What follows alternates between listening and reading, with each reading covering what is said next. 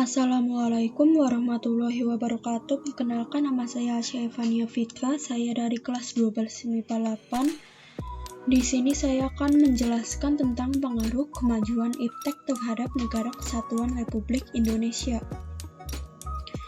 Di bab ini terdiri dari dua subbab. Yang pertama, mengidentifikasi pengaruh kemajuan iptek terhadap Negara Kesatuan Republik Indonesia, yang membahas pengaruh positif dan negatif iptek bagi kehidupan bermasyarakat, berbangsa, dan bernegara.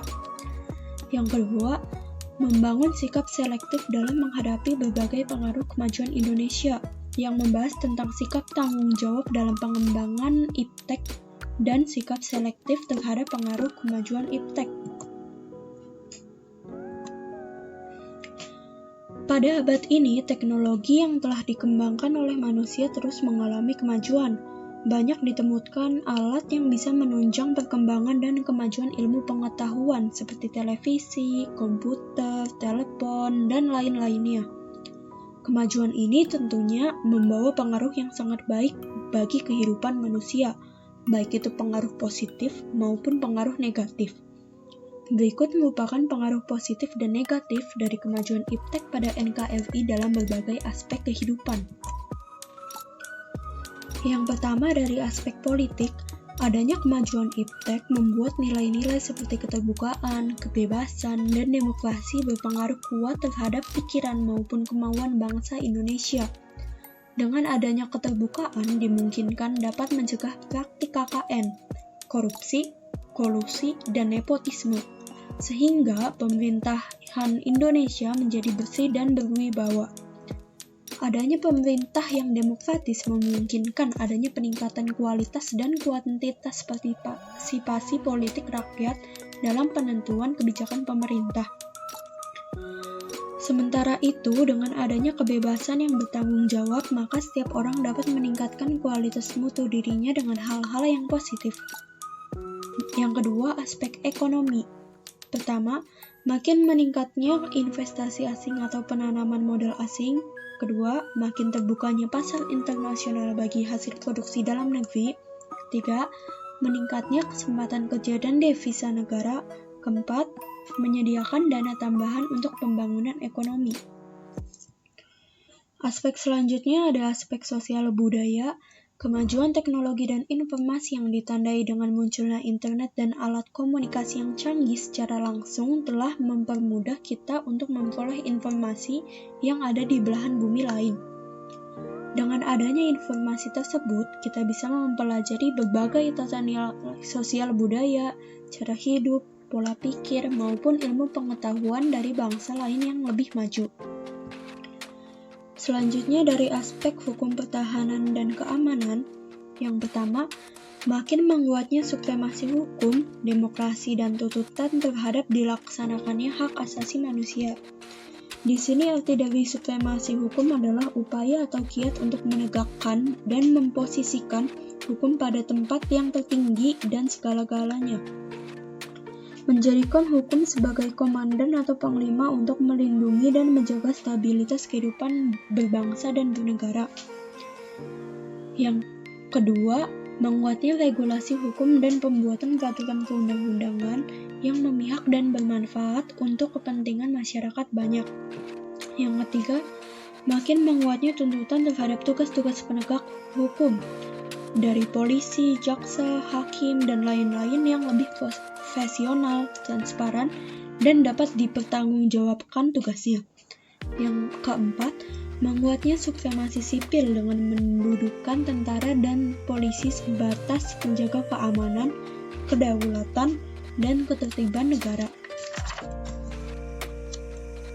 Selanjutnya ada pengaruh negatif iptek bagi kehidupan bermasyarakat, berbangsa, dan bernegara. Yang pertama, dari aspek politik, masyarakat bisa saja salah mengartikan nilai keterbukaan, kebebasan, dan demokratisasi yang dapat berakibat terganggunya stabilitas politik nasional seiring dengan terjadinya tindakan-tindakan anarkis sebagai reaksi pemerintah yang menuntut mereka tidak terbuka. Pengaruh lainnya adalah munculnya gerakan radikalisme dan terorisme. Para pelaku tersebut pada umumnya merupakan orang-orang yang terampil dalam menggunakan teknologi dan akan mempengaruhi orang lain untuk mengikuti hal yang dilakukannya. Hal ini dapat mengganggu keamanan negara hingga stabilitas negara menjadi terancam. Aspek selanjutnya, aspek ekonomi. Kemajuan iptek memberikan pengaruh negatif terhadap kehidupan ekonomi sebagai berikut. Yang pertama, Indonesia akan dibanjiri oleh barang-barang luar negeri seiring dengan adanya perdagangan bebas yang tidak mengenal adanya batas-batas negara. Nah, hal ini tentu saja akan mengakibatkan terdesaknya barang-barang lokal, terutama yang tradisional karena kalah bersaing dengan barang-barang impor. Yang kedua, perekonomian negara akan dikuasai oleh pihak asing seiring dengan makin mudahnya orang asing menanamkan modalnya di Indonesia, yang pada akhirnya mereka menekan pemerintah. Dengan demikian, bangsa kita akan dijajah secara ekonomi oleh negara investor. Yang ketiga, timbulnya kesenjangan sosial yang tajam akibat persaingan bebas. Persaingan bebas tersebut akan menimbulkan adanya perilaku yang kalah dan yang menang, yang memang akan leluasa memonopoli pasar, sedangkan yang kalah akan menjadi penonton yang senantiasa tertindas. Yang keempat, pemerintah hanya sebagai regulator pengaturan ekonomi yang mekanismenya akan ditemukan oleh pasar. Yang kelima, sektor-sektor ekonomi rakyat yang diberikan subsidi akan semakin kurang. Koperasi makin sulit berkembang dan penyerapan tenaga kerja dengan pola padat karya makin ditinggalkan. Aspek selanjutnya dari aspek sosial budaya, 1. Munculnya gaya hidup konsumtif dan selalu mengonsumsi barang-barang luar negeri. Yang kedua, munculnya sifat hedonisme, yaitu kenikmatan pribadi dianggap sebagai suatu nilai hidup tertinggi. Hal ini akan membuat manusia suka memaksakan diri untuk mencapai kepuasan dan kenikmatan pribadinya tersebut. Yang ketiga, adanya sikap individualisme, yaitu sikap selalu mementingkan diri sendiri serta memandang orang lain itu tidak ada dan tidak bermakna. Sikap ini dapat menimbulkan ketidakpedulian terhadap orang lain, misalnya selalu menghardik pengemis, pengamen, dan bersikap egois terus-menerus kepada orang lain. Yang keempat, mengakibatkan kesenjangan sosial yang makin tajam. Yang kelima, munculnya gejala westernisasi, yaitu gaya hidup yang selalu berorientasi kepada budaya barat tanpa diseleksi terlebih dahulu, seperti meniru model pakaian yang biasa dipakai orang barat, memakai rok mini, memakai anting-anting untuk lelaki, dan lain-lain. Yang keenam, makin memudarnya semangat gotong royong, solidaritas, kepedulian, dan kesetiakawanan sosial. Yang terakhir, makin lunturnya nilai-nilai keagamaan dalam kehidupan bermasyarakat. Aspek selanjutnya ada aspek hukum, pertahanan, dan keamanan. Dampak negatif yang timbul dari kemajuan iptek dalam aspek ini antara lain akan menimbulkan tindakan anarkis dari masyarakat yang dapat mengganggu stabilitas nasional, ketahanan nasional, bahkan kesatuan bangsa. Selain itu, peran masyarakat dalam menjaga keamanan, ketertiban, dan kedaulatan negara semakin berkurang.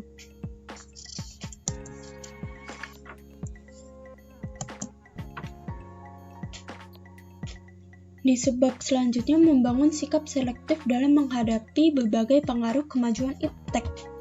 Pertama, sikap tanggung jawab dalam pengembangan iptek. Dengan iptek, hidup manusia akan dipermudah. Agar tidak menimbulkan permasalahan dan dampak negatif, manusia perlu memiliki tanggung jawab etis dalam mengembangkan dan menerapkan iptek. Bagi bangsa Indonesia dalam mengembangkan dan menerapkan harus mengingat landasannya, yaitu Pancasila dan UUD NRI tahun 1945. Usaha pengembangan dan pemanfaatan iptek, setiap manusia Indonesia harus memiliki kearifan lokal dan berpegang teguh kepada prinsip moral. Akan tetapi kalau iptek dimanfaatkan tanpa kearifan dan pertimbangan lokal, kecenderungan untuk merusak lingkungan akan lebih besar. Manusia dalam mengembangkan dan menerapkan iptek sudah selayaknya disertai etika dan rasa tanggung jawab. Dari segi etika keilmuan, artinya di dalam mengembangkan iptek berdasarkan metode keilmuan dengan langkah-langkah yang sistematis dan bersikap objektif. Pengembangan dan pemanfaatan iptek yang selalu disertai dengan etika dan rasa tanggung jawab akan mendatangkan hikmah. Sikap selektif terhadap pengaruh kemajuan iptek. Indonesia sebagai bangsa besar tentunya harus mempunyai sikap yang tegas dalam menghadapi kemajuan iptek. Ada 3 alternatif sikap yang bisa kita ambil dalam menghadapi kemajuan iptek. 1. Menolak dengan tegas semua pengaruh kemajuan iptek dalam semua aspek kehidupan. 2. Menerima sepenuhnya pengaruh tersebut tanpa disaring terlebih dahulu. 3. Bersikap selektif terhadap pengaruh tersebut. Dari ketiga alternatif tersebut, sikap terbaik yang mesti kita ambil adalah sikap selektif, sikap yang ketiga. Dengan sikap seperti itu, kita dapat mengambil keuntungan dari kemajuan iptek dan terhindar dari dampak buruknya karena semua pengaruh kemajuan iptek yang kita terima telah melalui proses penyaringan terlebih dahulu. Nilai-nilai Pancasila merupakan cerminan dari nilai-nilai budaya bangsa yang dapat diterima oleh semua kalangan sehingga dapat dijadikan benteng yang kukuh dalam menghadang pengaruh negatif dari kemajuan iptek. A. Sikap selektif terhadap pengaruh kemajuan iptek di bidang politik. Bangsa Indonesia harus mampu menunjukkan eksistensinya sebagai negara yang kuat dan mandiri, namun tidak meninggalkan kemitraan dan kerjasama dengan negara-negara lain dalam hubungan yang seimbang, saling menguntungkan, saling menghormati, dan menghargai hak-hak dan kewajiban masing-masing. Untuk mencapai hal tersebut, bangsa Indonesia harus segera mewujudkan hal-hal berikut ini. 1. Mengembangkan demokratisasi dalam segala bidang. 2. Mengaktifkan masyarakat sipil dalam arena politik. 3. Mengadakan reformasi pada lembaga politik agar menjalankan fungsi dan peranannya dengan baik.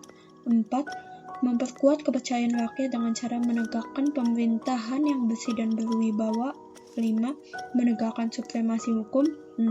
Memperkuat posisi Indonesia dalam kancah politik internasional.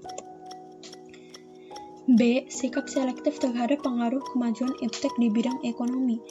Sistem ekonomi kerakyatan merupakan senjata ampuh untuk melumpuhkan pengaruh negatif dari kemajuan iptek dan memperkuat kemandirian bangsa. Untuk mewujudkannya, perlu kiranya segera diwujudkan hal-hal di bawah ini. 1. Sistem ekonomi dikembangkan untuk memperkuat produksi domestik untuk pasar dalam negeri sehingga memperkuat perekonomian rakyat. 2. Pertanian dijadikan prioritas utama karena mayoritas penduduk Indonesia bermata pencaharian sebagai petani. 3. Industri-industri menggunakan bahan baku dari dalam negeri sehingga tidak bergantung impor. 4. Diadakan perekonomian yang berorientasi kesejahteraan rakyat. 5. Tidak bergantung pada badan-badan multilateral dunia seperti IMF, Bank Dunia, dan WTO. 6. Mempererat kerjasama dengan sesama negara berkembang untuk bersama-sama menghadapi negara-negara maju. C. Sikap selektif terhadap pengaruh kemajuan iptek di bidang sosial budaya. Kemajuan iptek salah satunya ditandai dengan adanya kemajuan ilmu pengetahuan dan teknologi. Agar hal tersebut bersifat positif dan dapat diserap ke dalam budaya kehidupan sehari-hari, maka kita perlu mengusahakan perubahan nilai dan perilaku antara lain. 1. Terbuka terhadap inovasi dan perubahan. 2. Berorientasi pada masa depan daripada masa lampau. 3. Dapat memanfaatkan kegunaan iptek. 4. Menghargai pekerjaan sesuai dengan prestasi. 5. Menggunakan potensi lingkungan secara tepat untuk pembangunan berkelanjutan, menghargai dan menghormati hak-hak asasi manusia. Mohon maaf apabila ada kesalahan. Sekian presentasi dari saya. Wassalamualaikum warahmatullahi wabarakatuh.